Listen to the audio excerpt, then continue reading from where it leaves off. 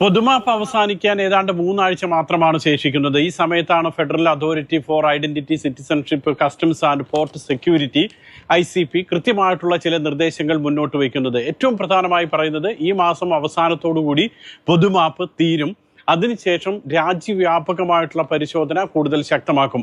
വിവിധ തരത്തിലുള്ള നിയമലംഘനം നടത്തി രാജ്യത്ത് കഴിയുന്നവരെ പിടികൂടാൻ വേണ്ടിയിട്ടുള്ള ശക്തമായിട്ടുള്ള പരിശോധന വിവിധ ഇടങ്ങളിൽ ഉണ്ടാകും. എവിടെയൊക്കെയാണ് നിയമലംഘകർ താമസിക്കുന്നത് എന്ന് വളരെ കൃത്യമായി മനസ്സിലാക്കി വെച്ചിട്ടുണ്ട്. അതുകൊണ്ട് തന്നെ ആ മേഖലകൾ കേന്ദ്രീകരിച്ച് കൂടുതലായിട്ട് പരിശോധന നടത്തുമെന്നാണ് ICPയുടെ ഡയറക്ടർ ജനറൽ വ്യക്തമാക്കുന്നത്.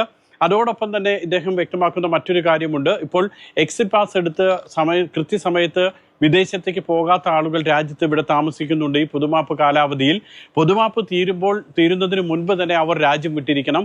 ഇല്ലെങ്കിൽ അവരെയും ഇത്തരത്തിൽ റെയ്ഡ് നടത്തി പരിശോധന നടത്തി പിടികൂടുമെന്നാണ് അറിയിക്കുന്നത്.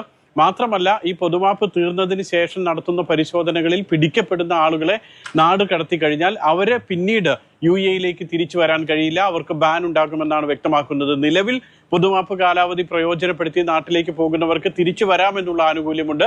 പക്ഷെ അതിനുശേഷം പിടിക്കപ്പെടുന്ന ആളുകൾക്ക് ഈ ആനുകൂല്യം ലഭിക്കില്ല എന്നുകൂടി അദ്ദേഹം വ്യക്തമാക്കുന്നുണ്ട്.